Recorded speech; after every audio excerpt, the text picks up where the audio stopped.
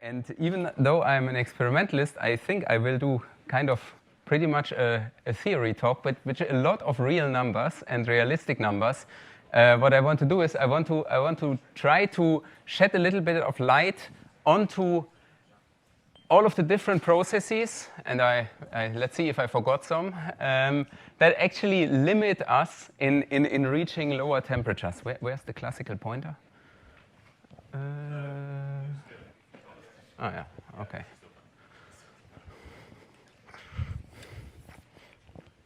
Good. So that's the goal, yeah. So the motivation I'm having is we are setting actually up a new experiment since 2 years in Tübingen, with the goal actually to attack the major issues there with basically an optimized mixture for optimized sympathetic cooling. Our workhorse will be lithium. That's magneto-optical trap of lithium here, and in the back that will be our coolant. That is a cloud of erbium. And yeah, let me try to motivate why we think this is an excellent mixture. So first of all, what is the motivation? I don't even think that I have to motivate that we want to go to lower temperatures, but this is the phase diagram from Annabelle's and Fabian's review here, basically, where you see all the stars up here pointing to the region that we experimentally realize at the moment. And the truly interesting correlated region down here in temperatures is at the moment not really in reach. So if I jump here to the cuprates phase diagram, just that I get a proper axis, actually I have to ask here. So there is a reason why there are no numbers. Where's Fabian and where's Annabelle? There's a reason why we have numbers missing there, right? So I have to swap to the different phase diagram to give an idea at least, to get an idea at least of the order of magnitude. So where we are at the moment is something like T over TF of 5%, where I draw that line here. And where we want to go, if I take that scale here, which is for the cuprates, of course, somewhat as an order of magnitude estimate, well, it would be nice to get, as a first step, like factor of 5 or so colder. Yeah? So let's take moderate goals. Yes. Good. So that's the motivation, and that might also be realistically. The question is when, but it's not completely out of scale. So let's recap where we are. Where we are is actually still defined by Wolfgang, actually, in the bulk from 2003. Because what we basically have, we have T over TF of something like 5%, maybe 3%. I mean, this is all very, very near. In T over TF in the bulk before we load the lattice. So that's the initial entropy, basically. Yeah? So this is where we still stand. We have not won a lot since something like 20 years here.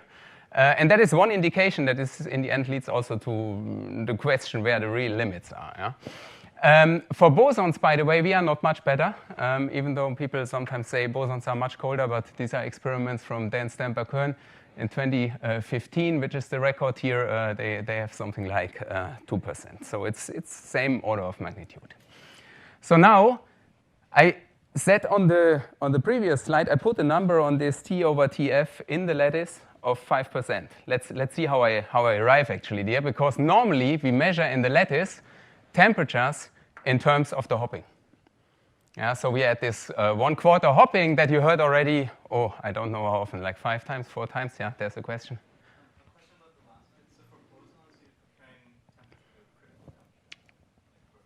Yeah. I'm comparing everything to the yes. So is it like a comparison between the Fermi temperature? It's the idea how much can we go degenerate. Yeah. So I mean, I don't. This was just to flesh out the bosons. I don't think we need to talk too much about the bosons. It's on the fermions. Yeah, it was just pointing out it's not such that on the relative scale for the relevant system we are so much colder with the bosons. Yeah? Okay. So I said, right, we are at a quarter T, and actually quite universally, which I find quite pretty interesting on experiments all over the world, very different technology. We are there. Yeah? And now let's try to get a T over Tf very roughly out of this. So typically we are at U over T of 8. For example, these are Marcus's experiments here from 2017. Let's say we measure the temperature from spin correlations in the mod insulator at half filling. So we are roughly at mu of U over 2. Let's say that's Tf. And with these numbers, I can basically put everything together and get an estimate of this T over Tf here of 6%, which is roughly the same as what we had at the beginning in the ultra-cold Fermi gas. So that actually, and actually I can also make the same thing for bosons, but maybe let's not focus on that to not get distracted. But if we do that for the fermions, well, that has been done by cooling by doing entropy engineering. So maybe by shuffling a little bit the entropy to the outside. But this also seems not to be a large effect. It means basically that we can reach really entropies or temperatures, well, that's in the end an entropy, in the lattice that is very similar to what we can reach in the bulk, which I would say it's an indication that our main issue is actually not adiabaticity loading into the lattice. And all my statements that I make here are not 10% statements, right? I mean, this I cannot prove with this. But it's not an order of magnitude off or something like this. And this, of course, assumes, I mean, it's not saying you simply load these gases into the lattice. Of course, this you reach when you do everything right to avoid mass transport and all of these things. So there are a lot of things you have to take care that to make this here reality. And that is why it was actually hard to reach actually this T over T of 1/4 in the lattice, even though we had it in the bulk trap already 20 years ago, right? So there was not much progress in temperatures. That's not true for this, because we had to understand this point here. Exactly. Questions to that? Yes. So there was this recent preprint by John Wei Pan. Do you have any thoughts about it? It seems to get to a much colder temperature. If it's much colder, I'm not aware of it. Let's talk about it. It's in 3D, but he claims to get well below the anti-ferromagnetic ordering. It's a 3D box. I think Right. I think they are also at this but just without entropy engineering actually. I think the number is pretty much the same. It's a Pan group, Yao Chen, I think. So it's a 3D Hubbard. They don't have the microscope. They do Bragg scattering, but the numbers are not very different. And again, the issue of the entropy engineering, it's an aspect, but it doesn't do much. Huh? So if the Munich experiment without entropy engineering, they were at 0.3 or something. One question on the second slide or so. Many of the fermionic bulk gases that you refer to reach those temperatures at very, very strong interactions. Are you aware of people doing it in the kind of regime where one typically starts for a lattice, namely fairly weak interactions in the bulk gas, where the evap is presumably a little? No, I don't have really the comparisons of the numbers there, really. Yeah, but yeah. Okay. Good.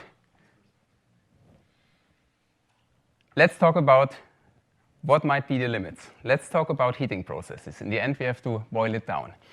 And I have a few, I think 3 to 4 processes that are important. Number 1, background gas collisions. We don't have infinitely good vacuum. If we are really good, we have something like 1 times 10 to the 11 millibars in our chambers. And then if you see what remaining collision rates do we have predominantly with helium and hydrogen, we have something like 1 millihertz. Now you have 2 types of collisions. The first type of collision is basically a straight hit.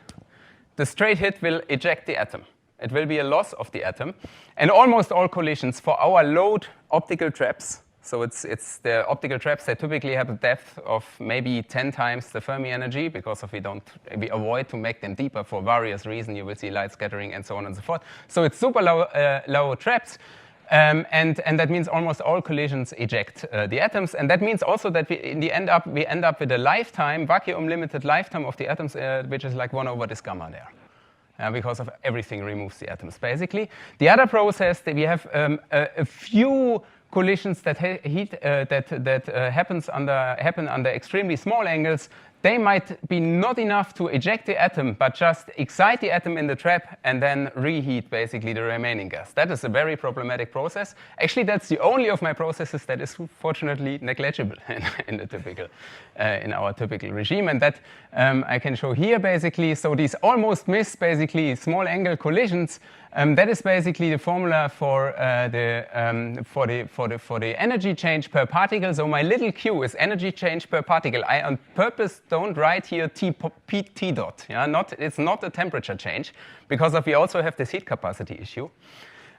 So this is the energy change per particle, which you get from that formula, and also that is something I want to more focus on the other aspects that are really serious. If you put in numbers here, what I said already, we don't pull up the optical traps very high, let's say 10 times higher than the Fermi temperature.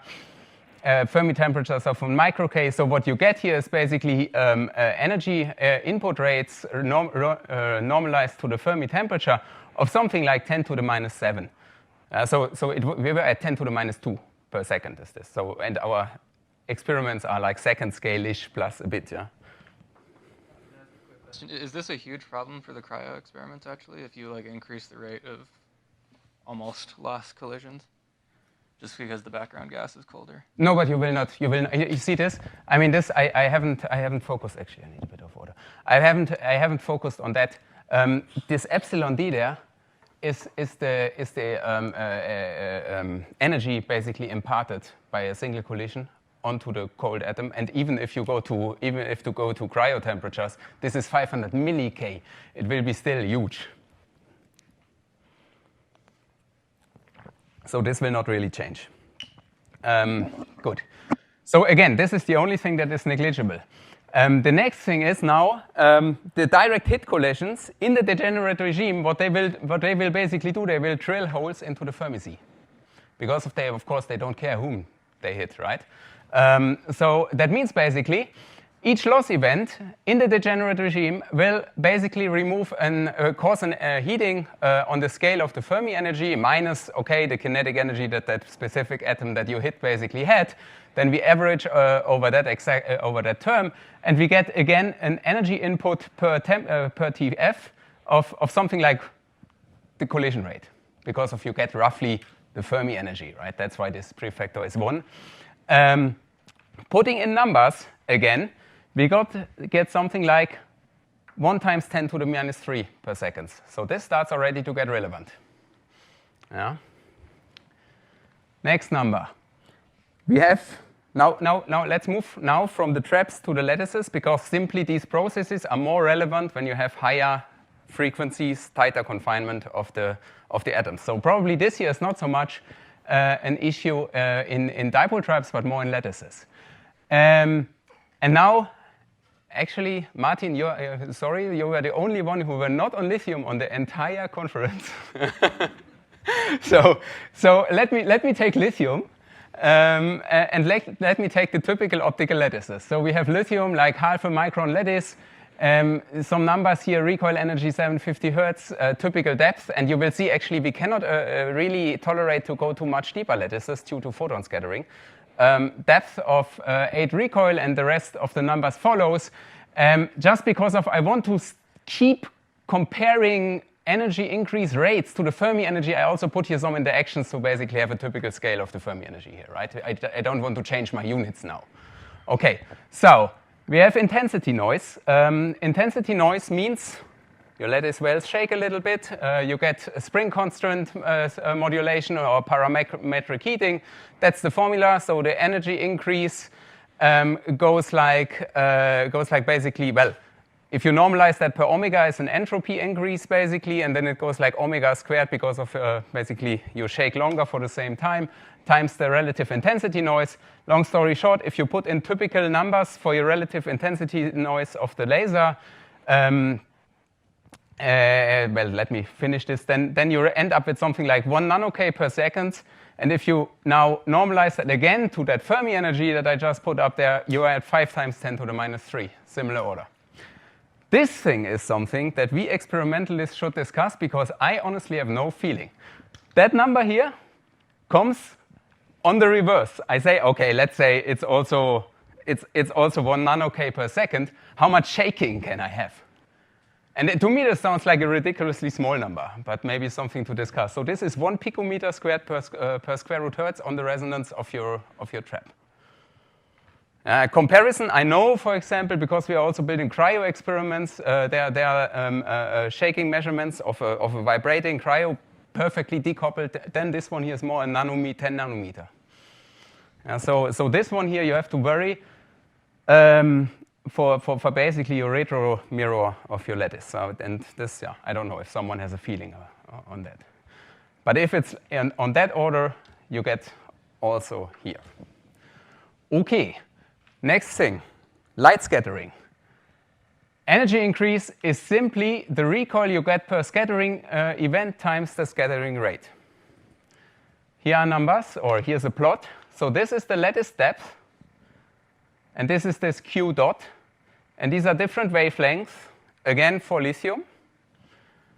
This is the 8 recoil line. And if I now focus on our favorite lattice of 1064 nanometers, we have this point. Let's get numbers for this point. We have, because of also this one here is per lattice axis, so we are at 1, but I have to trap the lattice, the atom roughly equally strong in 3 dimensions. I do times 3. So you get something like 3 nano-K per second, so 1.5, and now here's the times 10 to the minus 2. Yeah? So this is the most severe in this comparison. And I want to, at this example, especially for the lattice physics, I want to show you something which is very relevant. Who said 100 hoppings or something like this? Uli, I think, right? Is interesting. If we go now here and actually ask the question, how many hoppings can we get? That means we measure now time in hoppings t until the system's energy has increased by t. So it means now we measure energy in that plot now, not in EF, but in t, in hoppings. Then the plot looks like this. Because of now, basically, I get 2 extra t's basically in the scaling. And you see this thing explodes now with deeper lattice depth. Because of we heat more, we get slower, and I have to measure on the slow time scale. That means be careful with your lattice depth. Yeah? It's already the limiting rate, and it will get very bad in the relevant scales when you go to deeper lattice. Yeah. Here's the table to compare again. So the only thing, again, that is negligible is the first one, and the rest is similar magnitude. Means we have something to do on the experiments, I think. Yeah. Good. Let's now, now the reason why I was talking in Qs. So if I have my Qs, if I want to get T's in the end, I have the heat capacity, right? The thing is, the heat capacity gets down as soon as you go into the degenerate regime. So yeah, as I said, all the heating rates before were Qs basically. That means the true heating rate, if I just see it on the rate, I have to divide it basically at the C at the local T. That means now my rates increase, the effective rates, when I go to lower T. Means basically cooling gets harder and harder. And where we are at the moment, this is this T over TF of 5%. We have already a 3-fold reduction. So if you want all my rates that I had there before, do them times 3 or something to get a comparison now. And that means also now, of course, to move here, it gets double hard to move down here. Huh? Okay. Cooling techniques and their limits. That were the heating rates. So, how do we cool? The number one and experimentally simplest technique is fermion-fermion sympathetic cooling, but it has a fundamental issue, and that is basically when we get very cold, the open, let's say the open phase space, let's call it like this, for scattering events that can thermalize, basically they close quadratically in temperature, and that you see basically by these factors, which is basically the product of these two areas here. And this basically leads then to a strong increase, well, quadratic increase of the thermalization times. And this is what I find very suspicious. Look where this happens. This happens at T over TF of 0.1. Where do we go? 0.05. At very different experiments. So if you ask me where is your bet, then it's here, where it is at the moment really limiting. Yeah? Means basically then, of course, yeah, whatever you have, you're hitting basically a wall because of your evaporation starts to not work anymore at these temperatures. But of course, we can do better. We are clever. We don't do Fermi cooling. We do Bose-Fermi cooling. That comes usually with multiple technical issues, actually, especially now I start to prepare you why erbium lithium is good. Right? Okay, now from up to here it was neutral. So multiple technical issues. One thing is that we typically don't have perfect differential trap control between the fermions and the bosons, and one clear issue is at one point in similar traps, the bosons, they will form a BC and just become very small. I don't even know what if it's probably a time of flight image should be, and then this is inverse. Yeah, okay. The bosons will get very small and just lose overlap. That means basically cooling efficiency goes down. The second thing is, if you have different atoms with different mass, you have a problem with gravitational sag. The clouds do not overlap anymore, which gets, of course, also harder when the clouds gets colder. We can have the problem of mean field demixing if the scattering lengths are not such that the atoms like each other. And the other thing is when we evaporate basically the fermions in a mixture that we have not cleanly separated in the traps, at one point we will cut also into the Fermi sea, even though we want to evaporate only the bosons. Yeah? These are multiple technical issues that in fact can all be solved in one way or another. The best would be fully independent trap control and also differential scattering control to get to remove these issues of demixing. The other thing of cooling with bosons has to do with the heat capacity that I was just saying. The thing is, you have basically the Bose heat capacity, which are these green lines that are dropping much faster than the Fermi heat capacity. Means basically the effect of heating, so to say, is even more severe on the bosons. And it also means that the fermions that you have there that you want to cool, they are a severe heat load to your bosons. So now one picture is, okay, make the system close, bring the fermions on top of the bosons, and then the bosons will be heated immediately without cooling the fermions much. This is the simple picture. The picture is when you have the open system and you have continuous evaporation of the bosons, all the arguments that I made before of this heat capacity issue to heating rates still remains true, and that means basically still the fermions are a large heat load to your bosons, and you have to evaporate a lot, so to say, to do anything. So it basically is the same argument here and here. Yeah. And then means basically, well, what would be cool? Of course, if we don't cool the fermions with bosons, but if we cool the fermions with a super cold classical gas. So the idea comes now here is very obvious, basically the dimple idea. What I want basically is I want fermions with large level spacings and an entropy reservoir that's very, very cold, basically, but with a small level spacing. And that requires that the BC temperature is much smaller than the Fermi transition temperature. Here are the two formulas in harmonic traps. Basically, what you see here is that on the numbers, you cannot really, you don't really have a strong knob because of the weak dependence. Where you have the knob is actually on the trap frequencies. And the trap frequencies, they scale basically with 1 over the square root of the mass and 1 over your laser systems, or your laser size that forms the trap. Now again, if we have independent traps, we can use very different sizes here to control, like I indicate basically here on the cartoon, to control the trap sizes. So that means we need independent trap control of the fermions to realize this here with a significant difference. Here comes erbium lithium. We all love lithium, so lithium is set. Yeah, that's the logic. We set lithium, and it would be nice for experimental simplicity. And I don't even know if this cannot even be crossed out, because I'm not sure that even there is another option. But let's say for experimental simplicity, I want to work with red detuned traps. That means what I now want is I want a species that has a narrow tune-out wavelength. But that tune-out wave, what is the tune-out wavelength? It is not seen by my coolant, by my bosons now. But that wavelength I want to use then to trap the fermions, because then I can make this combination, very small Fermi trap and not seen by the bosons, right? So this wavelength has to now be very far red to the 670 line of lithium.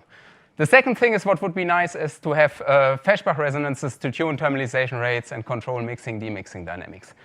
And actually then when lithium is set, I think the only choice that you have is erbium. Because erbium has actually a narrow 841 nanometer line, and you can sit slightly blue to that 841 1 nanometer line and balance basically the polarizability you get by these blue and yellow lines.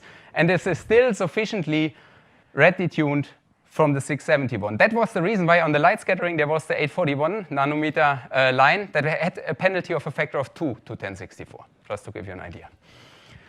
That line is actually very nice. That line means on that line you can balance the polarizability at an offset of something like 10 gigahertz. That line is narrow. What would be the problem if the line is wide? If the line is wide, I have to go far away again from the line to balance my polarizability, and I would be close to the lithium line again. So that's nice. The line is narrow, but not too narrow. Too narrow means I still have to control my laser such that basically the potential, when I walk a little bit off, so to say, is not too large, because otherwise my erbium will not like it at all if I do this all the time. Yeah?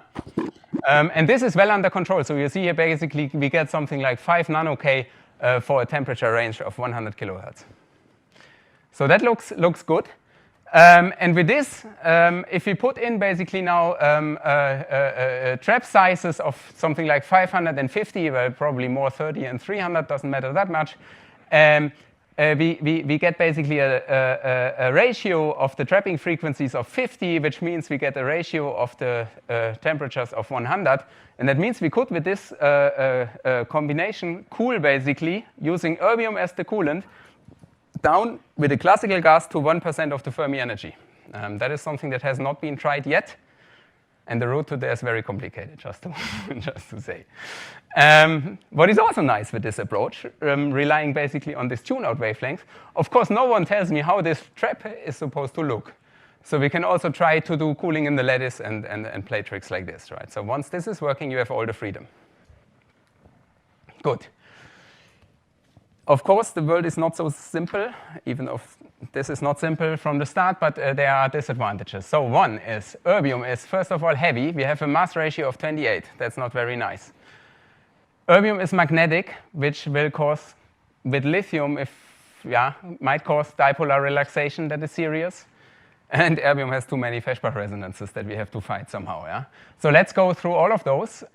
So here are the Feshbach resonances. What you see here is a measurement from Francesca Fellaini's group for the Feshbach resonances of erbium alone in a range of, let's say, this is 40 Gauss, this is 50 Gauss, and I don't know, that looks like order of 20 resonances in a very small range. And the issue is when we have to go to high fields where we want to do interesting lithium physics, so typically here in the 600, 700 Gauss, we have to cross countless resonances without heating the erbium too much. Yeah? So this is something we have to find out how we do this. I cannot give you the plain answer there. There is actually an experiment from Yoshiro Takahashi's group where they measured erbium-lithium Feshbach resonances. They are more sparse, as you expect. So what was I had the 10 Gauss window, so there are much less resonances in a 10 Gauss window or in the order of 2 or so. But there are still enough resonances. So this was one of the goals that we had, right? So of course one has to get this all under control in the mixture, but it's all at least partly known already. Mass imbalance and thermalization. So with thermalization with mass imbalance means you have to pay actually a penalty factor on how many collisions you need to thermalize the system. Equal masses is roughly 3. Non-equal masses, you get this 3 over xi, which is something like 22 collisions. That looks bad. 10 times longer. But that actually is not true, because I know erbium thermalizes, so I go in the reference frame of erbium. And then I know basically that lithium is much faster, so I get a faster collision rate. If I take this into account, then actually the penalty factor goes only like 1 over this xi, and the penalty factor is 2.7. That looks a bit better. It looks still not that I would say, okay, super duper, but it looks a bit better. It means the strategy would be, of course, I think, to cool as much as you can the fermions alone, and then at the very end bring them in contact just to save time. The third issue is basically because of erbium is so magnetic, you get into trouble with dipolar relaxation, where basically you convert the spin, the difference in Zeeman energy basically into a kinetic energy, which is much larger than trap depth, so basically you lose. And the rate is proportional to the product of the magnetic moments. Now what is nice if we reach the high field regime is that, okay, erbium is very magnetic, but here lithium is very non-magnetic. Because of the difference, it's only a nuclear magnetic flip here. So this is, if we don't reach this really, it's more in the 10 to the minus 2 to 3 regime, but the product is still hopefully sufficiently small. That means we have to hope here a little bit that dipolar relaxation can be reduced enough in high field. Otherwise, we have to find a way of first cooling one spin state alone and then somehow opening the interesting spin channel. Yeah, Martin, exactly. I don't like it. Yeah, exactly. So how do we do it? So there was nothing experimental so far in the talk, really. Let me show at least to you at least a few pictures of what we have in the lab. That's how our machine looks, basically. So we decided basically to go to a completely separated approach for lithium, for erbium, and then on the main science arm, basically to bring the atoms together on our science cell up here, where we have a high-resolution microscope already installed, such that we can optimize basically to collect erbium first, lithium first, and then we do the transport. So it's basically 2 experiments in one. You can do independent optimization. We have to pay for that for 1 meter transport. And it is compatible with microscopy for precision measurements on the sample afterwards. That's how the main arm looks. You saw basically that vacuum losses are also not out really. So the system is designed for very good vacuum. Basically, so these are the 2 mod chambers, lithium, erbium. And we have basically here a little aperture trying to separate the chambers a little bit. And then basically here we have a very strong pump and pumping only the glass cell with this very strong pump. I can tell you, I cannot give you a number really of the vacuum that we have, but all pumps are basically in the non-detectable limit. So I think we are at least at the 1 times 10 to the minus 11 as required in my initial slides. Actually, maybe to mention, we have kind of a sister experiment in Boulder now. Adam is basically going into the same direction, betting on elimination of vacuum losses. So he builds a cryogenic lithium experiment with the idea really to eliminate vacuum losses. So no, it's not the idea to do better cooling there, but to get longer lifetime and see where you can go there. That is how it looks in the lab. So you see basically a picture of the vacuum system. It's a pretty simple laser system. You have the vacuum chamber basically looking here in the front. We have the coils installed. Basically, we also have now the microscope from the bottom. We have actually 1 million erbium atoms roughly at 10 micro-K in this chamber before transport. We have roughly 1 million lithium atoms at 30 micro-K, also ready to be transported and looking forward to see basically transport and cross physics between the 2 species very soon. Good. Let me come to the summary and conclusion. There are several factors for sure that limit the temperature to like this 5% of the Fermi temperature at the moment. Nothing is ruled out, so whole heating, technical noise, light scattering, they all are on the similar scale. And all of the numbers I showed you. Actually, so one thing which if you ask me why do you bet so much on this thermalization shut-off issue is basically because of all of these numbers are pretty dependent on your details of the experiment. Nevertheless, we all have the same temperatures, yeah? So it's a bit suspicious. And the last thing is this slowing of thermalization and inefficient evaporation that we run into. Let me show you the heroes, basically, that do all of this and say thank you.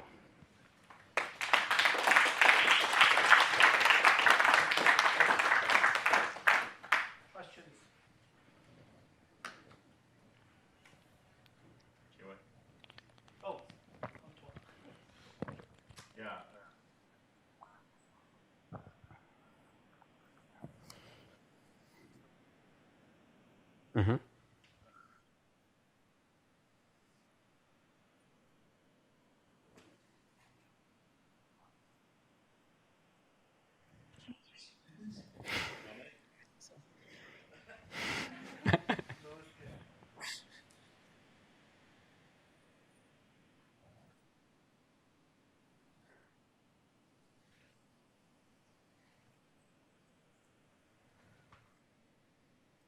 Yeah.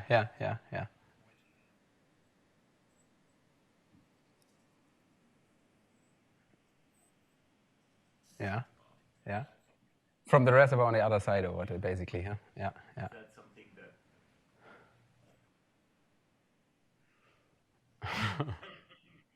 I mean, what I presented to you is also crazy. So I don't know. It's something that requires a lot of control, but of course we are moving to much better and better control with all these boxes and all of these things. It's something that might be tried out. Yeah, why not? I mean, it's along the lines. Why actually? The other thing is, of course, a lot of hope has been put into this entropy reservoir engineering. At least so far, we have not seen much gain. We have seen a little bit, but not much gain.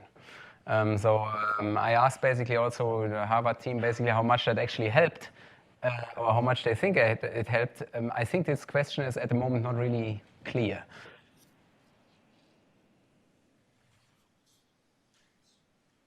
Yeah, maybe they can comment on how much it helped. I mean, so I have the Munich numbers, but yeah. And one for the hole cooling, if you have a background gas collision, you really create a hole which is not thermal. It has an energy of almost E Fermi.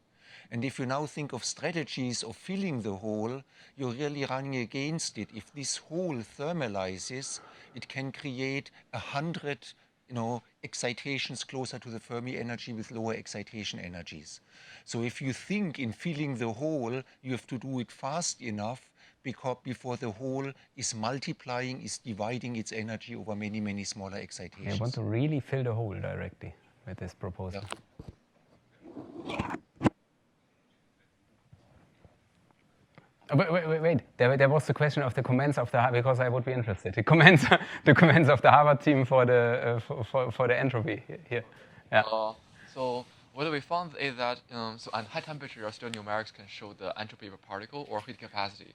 If you have a multi-insulator in the center, then the entropy redistribution doesn't really help in the sense that the reservoir, unless you get it really good, really low density, you can get a heat capacity ratio like 3:1 because the multi-insulator still have a lot of the spin fluctuations. And that curve can change dramatically at low temperatures because depending on how large the reservoir is, the energy cost to create one excitation may become easier in the multi-insulator because J is smaller than T. So that's how that multi-insulator with the entropy distribution may not help so much. But we found that if we go to a band insulator, then that just dramatically helps because basically no density of states. At the cost of course longer times and so on and so forth. We need to do adiabatic engineering. Yeah. Okay. Yeah, let's see where the limit is. Jean-Philippe, yeah. Yeah, so just a comment concerning the Seebeck cooling.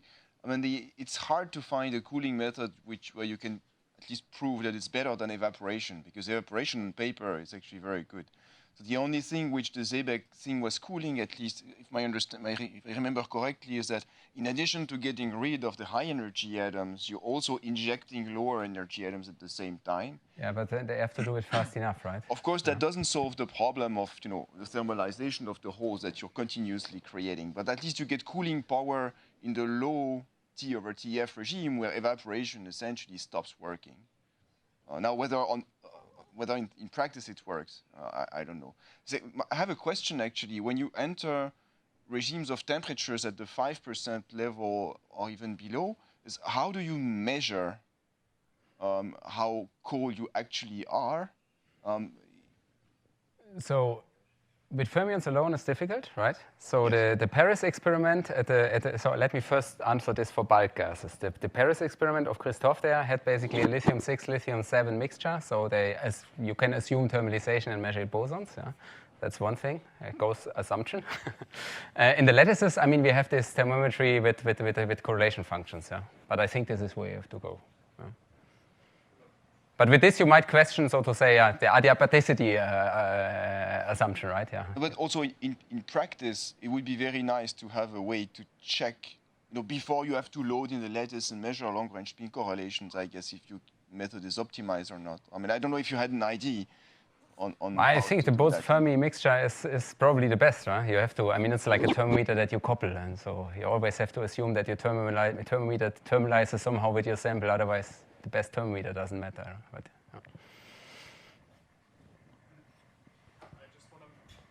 I just want to make a short comment, which might be interesting for the experimentalist. At some point, we had a virtual leak in our experiment, and so we only had vacuum lifetimes of 20 seconds. And in our lithium gases, which you say are, the prime candidate, we could never achieve for any parameters more than half a second condensate lifetime, despite having 20-second vacuum, which is bad, 20-second vacuum lifetimes. And I think effectively I've not seen in any experiment sort of, you sometimes have very long vacuum lifetimes of say 100 seconds, 200 or so, but the condensate lifetime is still only 20 seconds. So that's something what might, to cross-check which heating process is actually the one. I'm not sure what the conclusion is. Here it's just an experimental data point. Yeah, there are many different data points. This is also why what leads me to discuss the thermalization problems there. But yes, it's just that things are really different in the different experiments in the end. Another question regarding, I remember there are some papers claiming there's arguments about using bosons to fermions. In that case, sometimes the thermal or hot bosons can kick out fermions, or there can be three-body process, like two bosons and one fermion collide. If you have three-body, you're dead, yeah. Oh, yeah. So did you take this kind of process into account, because it also creates holes in the Fermi sea?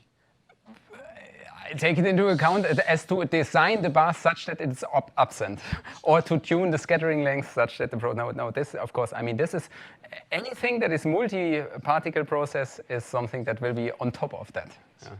Thank you. Martin?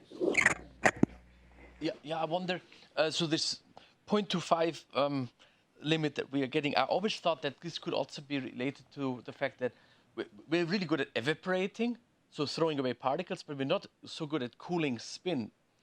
So I'm thinking like maybe once the degrees of freedom become more subtle than just particles, we just don't have the right cooling technique. So we should probably come up with better ways to actually cool the degrees of freedom that we actually are interested in. But then probably you should do someone with a Bose-Fermi mixture already should do a simple single spin mixture, right, and see how cold a simple Fermi sea gets.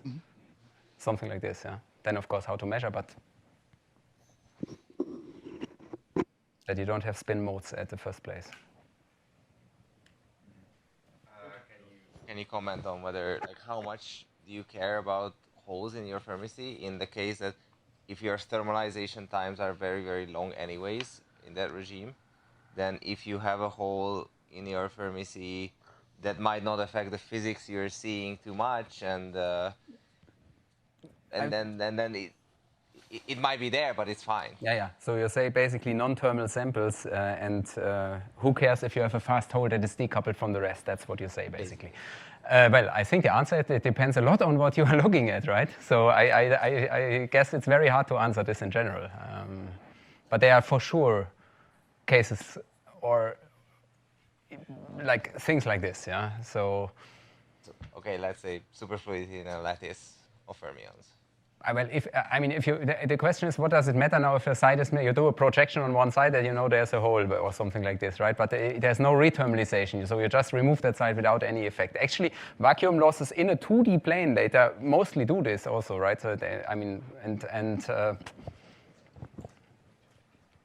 I don't know. I cannot give the answer. It depends on the question you're asking.